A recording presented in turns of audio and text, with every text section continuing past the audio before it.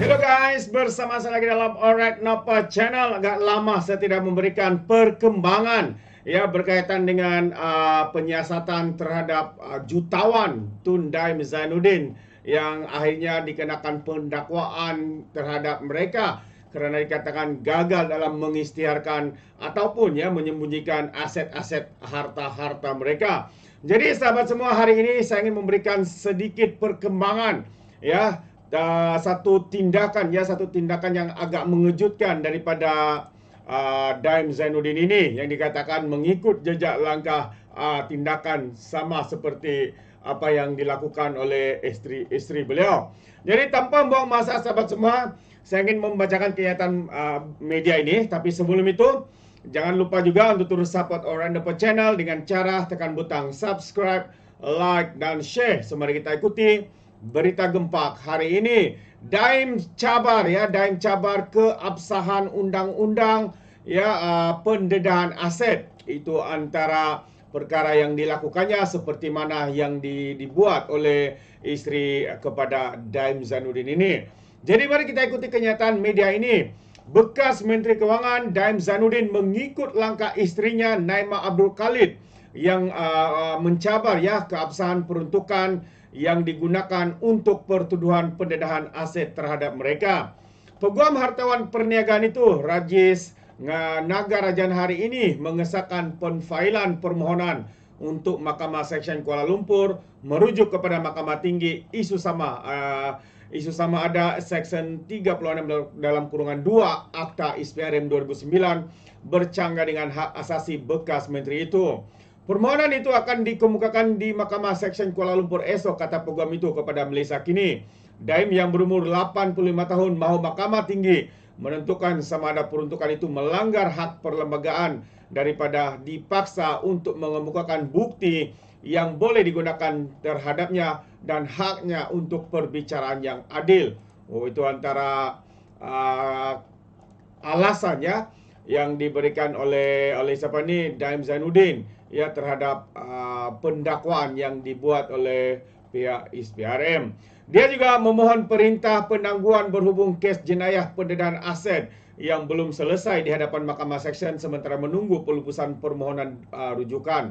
Pada 29 Januari di hadapan Mahkamah Seksyen, Daim minta dibicarakan atas pertuduhan gagal mematuhi notis ISPRM bagi mendedahkan asetnya, merangkumi 38 firma, 25 keping tanah dan hartana, 7 kenderaan mewah dan juga 2 akaun dana pelaburan. Dia didakwa memberi akuan bertulis bersumpah yang tidak mematuhi notis ISPRM di bawah Seksyen 36 dalam kurungan 1 Akta ISPRM.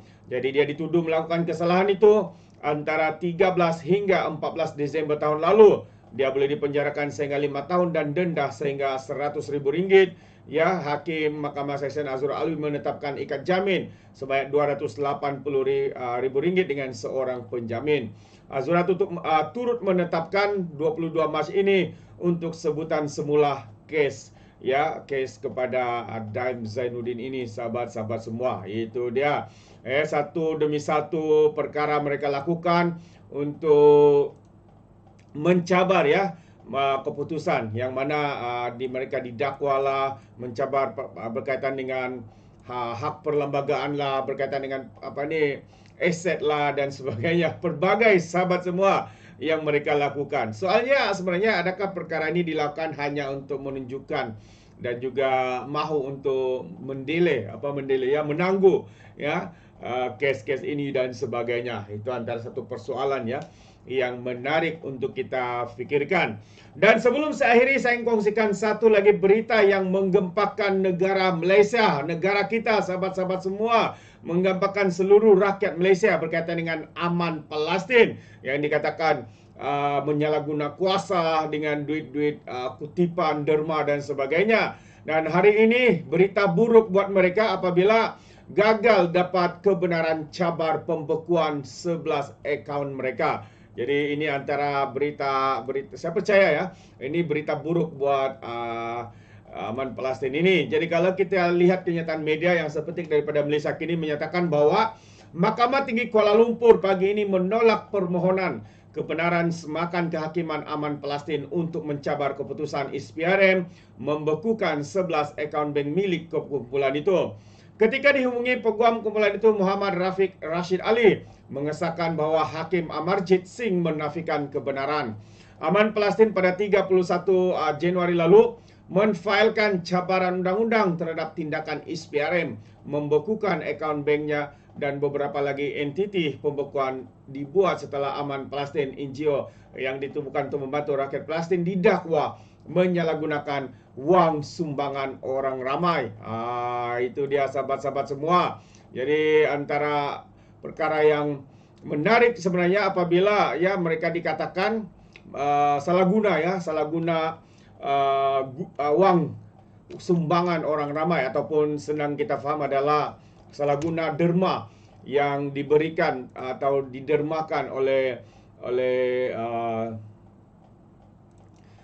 ramai penderma-penderma.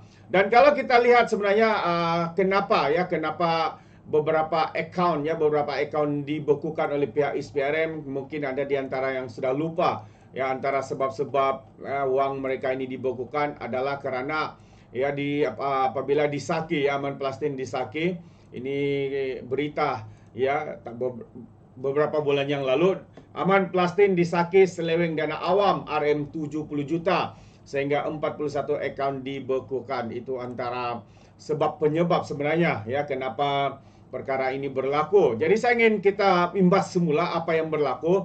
Suruhanjaya Pencegahan Rasuah Malaysia SPRM membekukan 41 akaun dan beberapa entiti syarikat lain pertubuhan bukan kerajaan Aman Palestin yang berjumlah 15.868.762 ringgit selepas didakwa menyalahgunakan wang sumbangan orang ramai.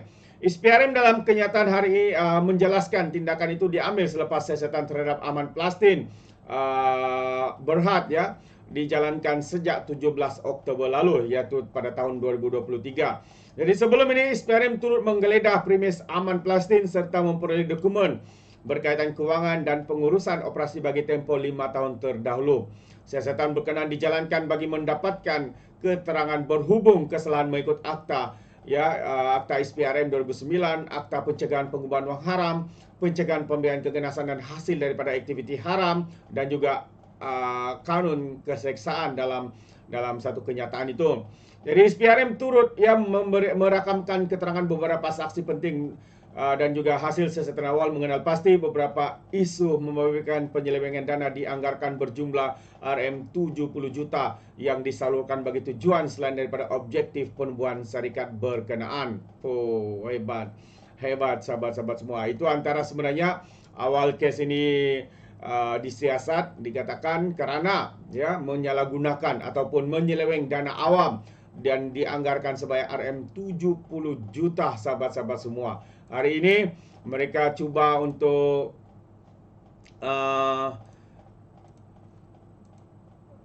mencabar ya pembekuan beberapa akaun mereka, yaitu 11 akaun, tetapi gagal di dalam permohonan tersebut. Jadi ini dia antara perkara ataupun perkembangan terkini sahabat-sahabat semua, dua perkara ataupun skandal yang begitu hangat ya diperkatakan di media sosial. Yang pertama tadi tindakan mengejutkan daripada Tun Dain Zainuddin mencabar undang-undang pendedahan aset ya, sehingga menyebabkan beliau didakwa. Itu dia. Aman Palestin pula gagal untuk mendapatkan kebenaran cabar pembekuan akaun. Antara perkara yang menarik saya kongsikan hari ini sahabat semua. Jadi terima kasih. Sampai di sini saja. Sekiranya Anda memberikan sebarang komen, pandangan Anda berkaitan dengan isu ini, Anda boleh berikan di dalam ruangan komen. Jadi izinkan saya untuk mengundurkan diri, dan seperti biasa peribahasa mengatakan tak apapun kangkap dua ton keinginan. Dalam bahasa Melayunya, tepuk dada, tanya selera. Sekian jadi pada Orang Dapat Channel. Sampai kita berjumpa lagi. Bye-bye.